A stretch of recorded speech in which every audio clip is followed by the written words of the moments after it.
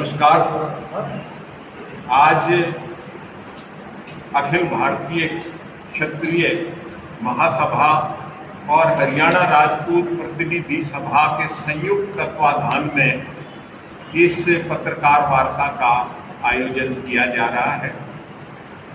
हमारे राष्ट्रीय अध्यक्ष श्री कुलदीप सिंह तंवर हमारे बीच में विराजमान हैं। मैं राव नरेश चौहान राष्ट्रकूट सभा का हरियाणा का अध्यक्ष हूँ। हमारे साथ अमित ठाकुर जी, ठाकुर जतनपाल सिंह जी, अनंगपाल सिंह जी चौहान, नितिन राघव और कुंवर संजय सिंह बिष्ट जो हमारे हरियाणा के प्रवासी प्रकोष्ठ के संयोजक हैं, ये सब लोग उपस्थित हैं। विषय आज हरियाणा विधानसभा का चुनाव और उसमें राजपूत समाज की भागीदारी। पिछले 77 साल से 8% आबादी हरियाणा में राजपूत समाज की है।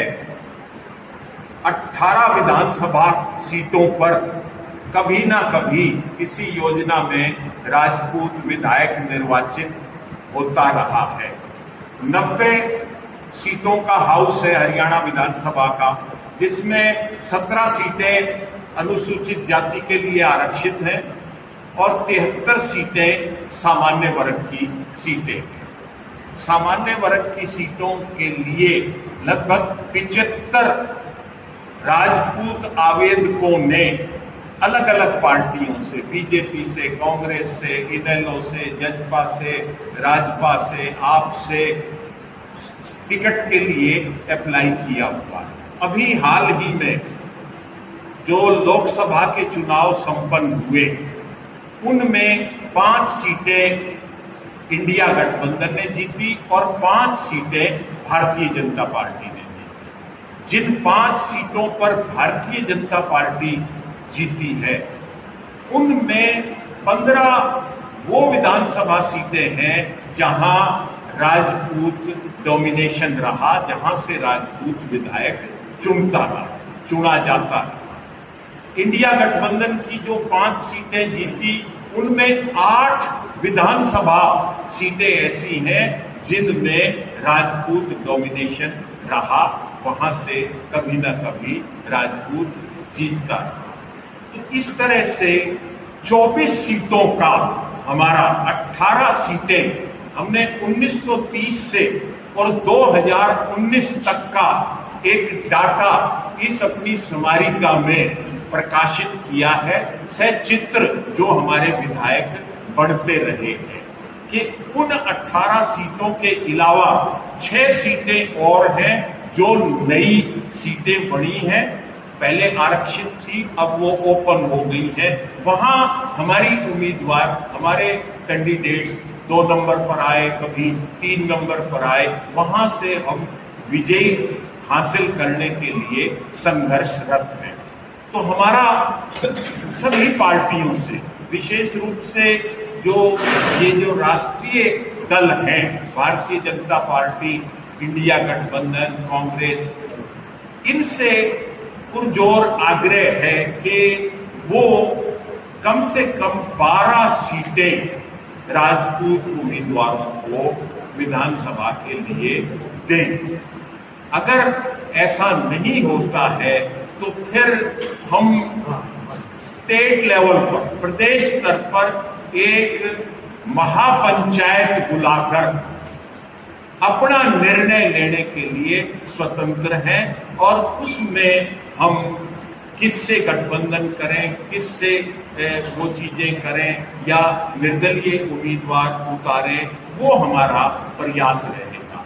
अब भी निरंतर एक किस्म से हम इस लोकशाही के पर्व में, आज सत्ता प्राप्ति तीर तलवार तमंचे बंदूक से नहीं मिलती, सिर जोड़ने से मिलती है, मतदान करने से मिलती है।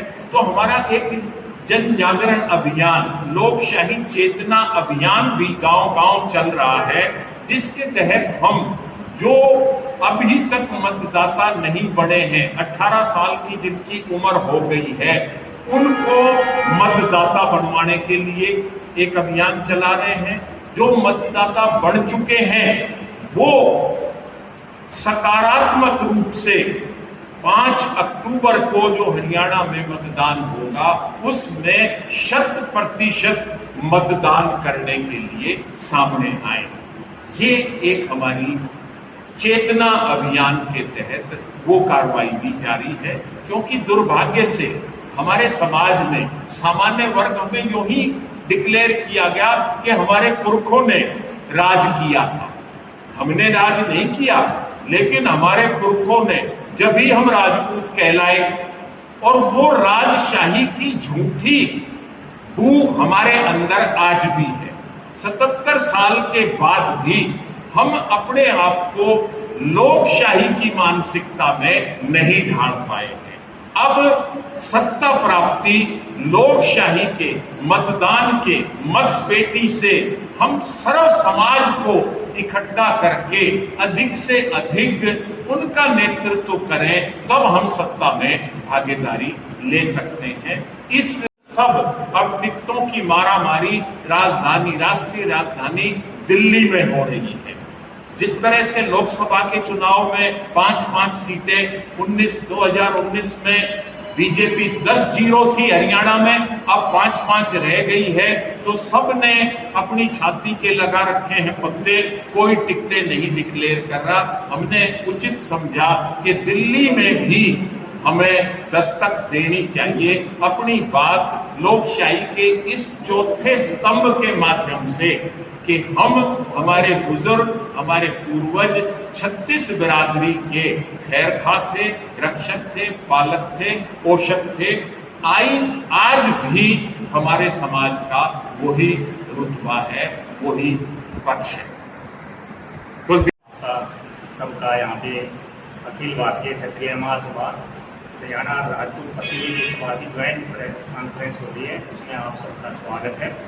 ये प्रेस कॉन्फ्रेंस रखने का मुख्य जो हमारा उद्देश्य है, ये हमने पिछली बार जो इलेक्शन हुए थे लोकसभा के, उसमें भी हमने पार्टी को चेताया था कि हमारे किसी हरियाणा में एक राजपूत को टिकट दिया जाए करनाल से, पर हमारी वो कोशिश कामयाब नहीं हुई। अभी भी हम जगह जगह बीजेपी के हम राष्ट्रीय महामंत्री श्री अरुण सिंह जी से मिले थे और चौधरी भूपेंद्र सिंह हुड्डा जी से मिले थे, और मैंने 5 जगह नरेंद्र मोदी जी को भी, अमित शाह जी को भी, नड्डा जी को भी, मल्लिकार्जुन खड़गे जी को भी, राहुल गांधी जी को, सबको मेल डालती है कि हमें कम से कम हरियाणा में 12 सीटें टिकट क्षत्रिय समाज को दिए जाए, क्योंकि हम कम से कम 25-30 सीटों में हम डिसाइडिंग फैक्टर हैं। हमारी इतनी वोटें हैं, 12 सीटों के तो गांव में 20-20 हज़ार आबादी है, वो 12 सीटों की तो वो हमारी जनसंख्या है वहाँ की।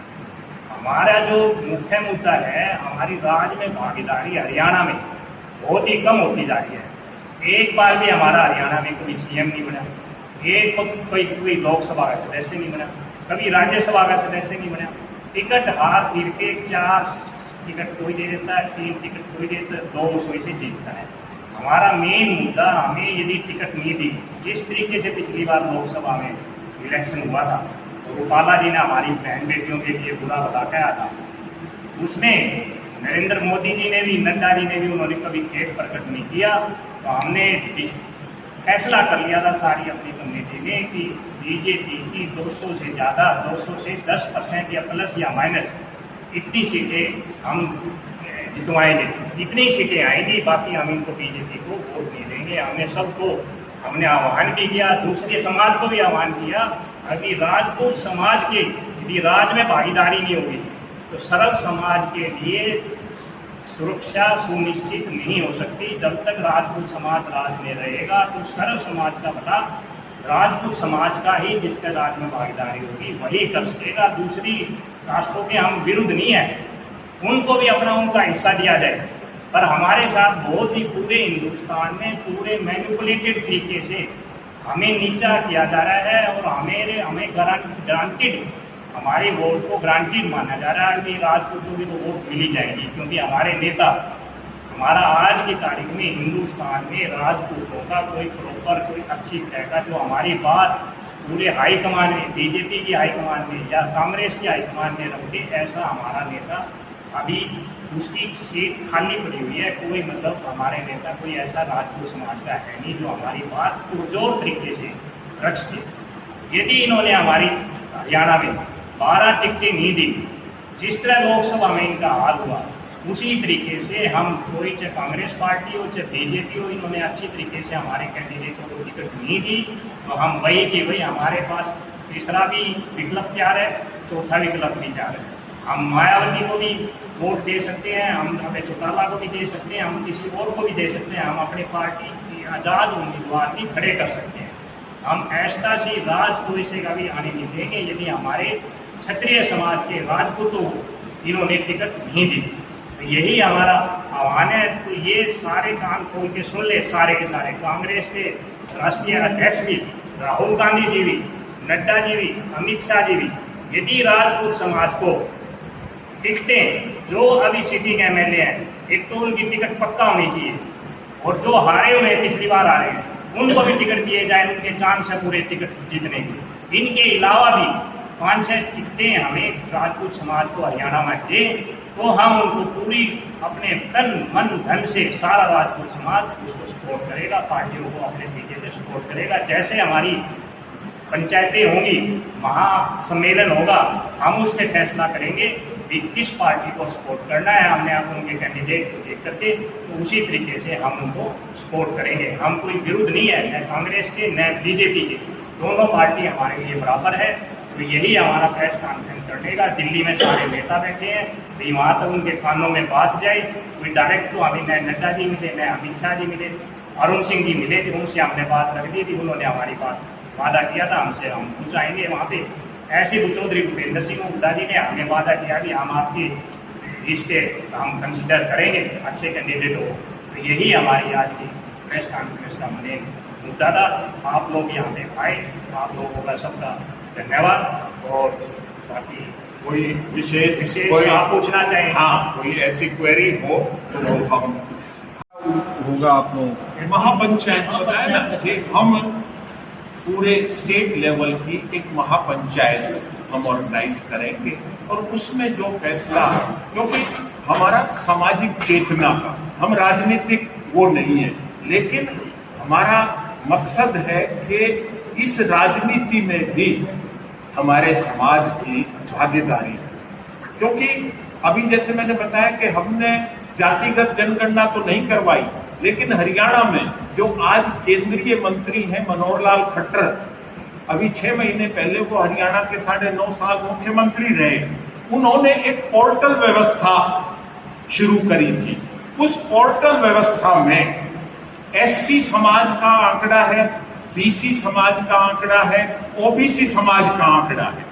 उस एससी, बीसी, ओबीसी समाज के पोर्टल व्यवस्था ऑफिशियल डाटा के अनुसार हरियाणा में 51% एससी, बीसी, ओबीसी की आबादी है और 49% सामान्य वर्ग की आबादी। सामान्य वर्ग में कौन आएगा 49% में? जाट, राजपूत, ब्राह्मण, बढ़िया, पंजाबी, बिश्नोई, रोड और माइनॉरिटीज। अगर इनको हम जैसे फील्ड में काम कर रहे हैं, इसको हम अगर बाइफरकेट करते हैं तो भी हमारी 8% आबादी बढ़ती है, 3% माइनॉरिटीज। ठाकुर और ब्राह्मण में पूरे भारत में देखा जाए तो एकता नहीं हो रहा है। एकता नहीं होने के कारण ये सरकारें फायदा उठा रही हैं। तो कैसे आप एकता करेंगे हरियाणा में क्षत्रियों का? पहले तो ठाकुर की एकता ही टूट हो जाए। हमारे ठाकुरों में भी बहुत कम एकता है, उसकी ही हम कोशिश कर रहे हैं। और जो ठाकुरों में एकता हो जाए तो जो आपका मुद्दा था अभी टिकट का, यदि टिकटें जो पार्टी ज़्यादा देगी, जितने भी राजपूत कैंडिडेट होंगे किसी भी पार्टी के होंगे उनको हम सपोर्ट करेंगे। एक तो बीजेपी के जो भी टिकटें देंगी, कांग्रेस के जो भी, उनका कोई बहिष्कार नहीं होगा। हमारा राजपूत भाई को जिस भी पार्टी से टिकट मिलेगी उनको हम पुरजोर तरीके से उनकी सहायता करेंगे, तन मन धन से। उसके बाद उनको किस पार्टी को फैसला करना है वोट के लिए, वो महापंचायत होगी, उसमें डिसाइड होगा। ये तो डिसाइडिंग ही है, पहले जो भी हमारा राजपूत कैंडिडेट होगा वो किसी पार्टी से होगा। यदि एक पार्टी से दो हैं तो जो अच्छा कैंडिडेट है, जो समाज के लिए काम कर रहा है, जो सर्व समाज के लिए भी काम कर रहा है, हम उसको वोट देंगे 2 में से।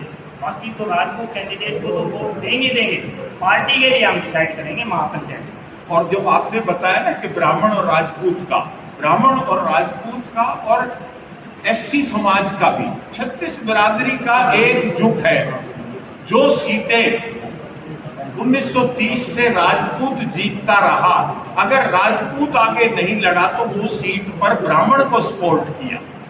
अंबाड़ा में ऐसा ही हुआ, बल्लभगढ़ में ऐसा ही हुआ, महेंद्रगढ़ में ऐसा ही हुआ, हर सीट पर, पुंडरी में ऐसा ही हुआ। तो ब्राह्मण, राजपूत और एससी समाज में कहीं कोई भेदभाव नहीं है। ये सबको साथ लेके चलने वाला समाज है। सर जैसे